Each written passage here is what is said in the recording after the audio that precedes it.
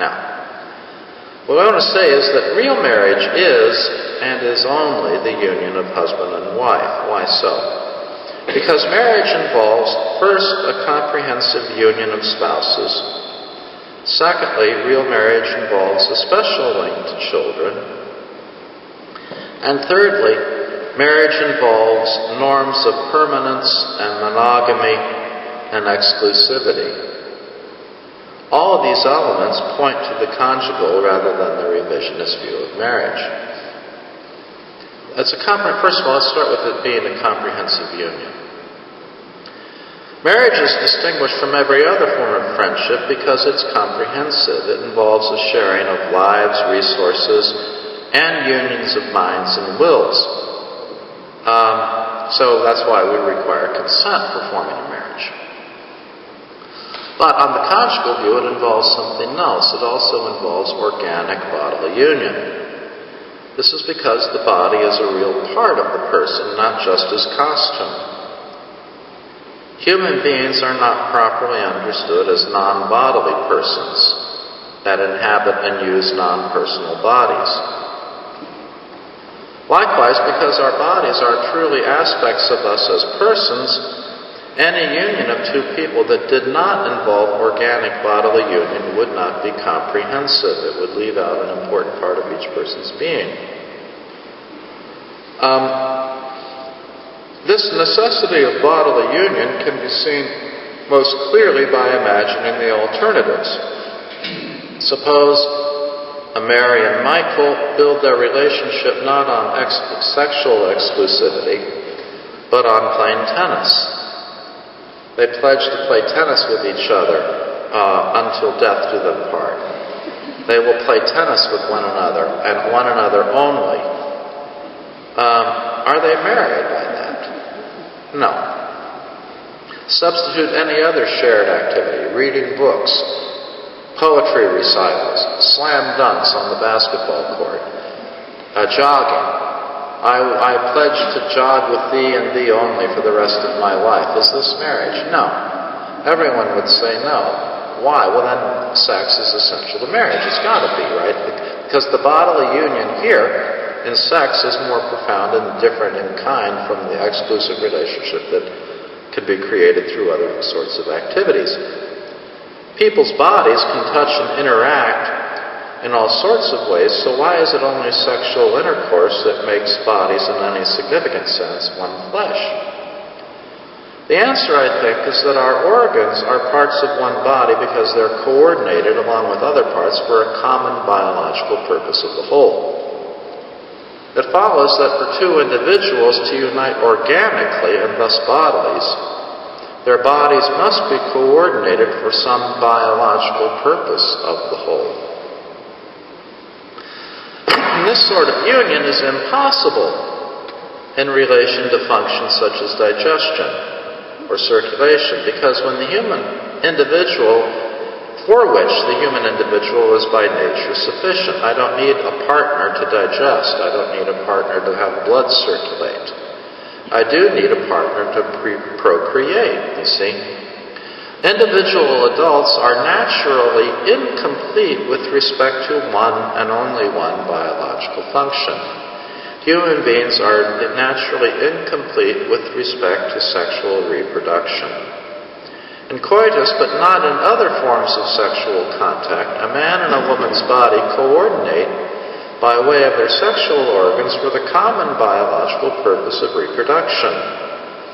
Together, they perform the first step of the complex reproductive process. So their bodies become, in a strong sense, one.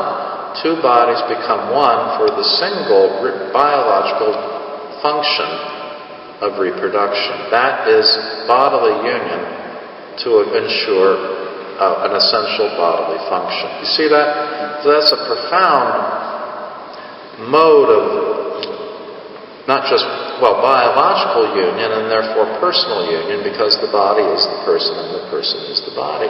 See that? Okay. Bodily union, therefore, involves mutual coordination toward a bodily, single, shared bodily good, which is only realized through intercourse. And this, by the way, occurs even when conception does not factually occur. In other words, bodily organic unity is achieved when a man and a woman coordinate to perform an act of the kind that causes conception. This act is traditionally called the generative act. Okay. Now, this act seals an interpersonal union. These interpersonal unions are valuable in themselves and not merely as means to other ends. So a husband and wife loving bodily union and the special kind of relationship that embodies are valuable whether or not conception results. But two women or two men cannot achieve this kind of organic bodily union because there isn't any bodily good or function towards which their bodies can coordinate together. See? That good is off the table, and so comprehensive union is off the table.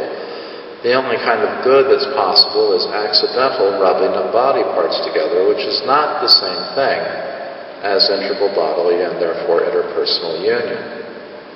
So relations between opposite-sex couples can do this, but relations between same-sex couples, even though it might generate feelings of psychological closeness, cannot have the human significance, the human meaning that organic bodily union entails with its intrinsic openness to new life.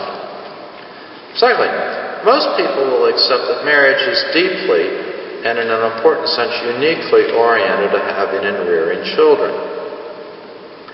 That is, it is the kind of relationship that by its nature is oriented to the bearing and rearing of children. It's clear that merely committing to raise children together, or even actually doing so, is not enough to make a relationship a marriage. To make it the kind of relationship that is by its nature ordered to bearing and rearing children. For example, if 3 monks agreed to care for an orphan, or if 2 elderly brothers began caring for their late sister's son, they wouldn't by that fact become spouses, right? A brother and a sister could adopt a child, but that wouldn't make them spouses. That might make them custodians or guardians, but it wouldn't really make them parents, and it certainly wouldn't make them spouses. You see that?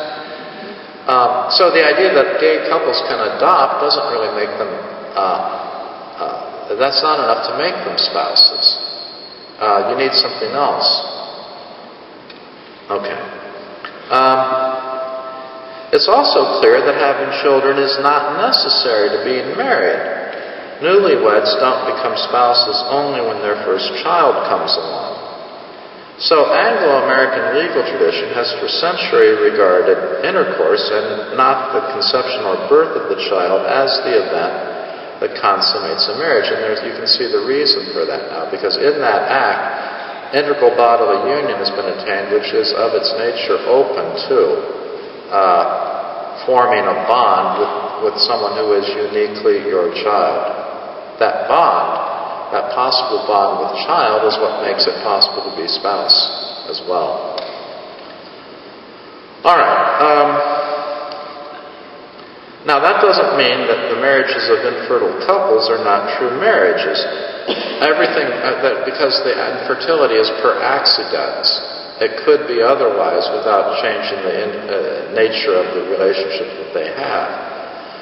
A homosexual couple can never conceive, and that's in the nature of the case, whereas an infertile couple is infertile not by nature but per accidens. And so when they engage in intercourse, they are still engaging in an act which entails comprehensive bodily union, and is an act that is of its type and per se ordered to the new reality of human life, which is something that a homosexual relationship simply can't be, notwithstanding that homosexual couples could adopt. But just as I said before, 2 brothers adopting a child to care for wouldn't make them spouses, neither does the bringing of a child into the home of 2 gay people suffice to make them spouses.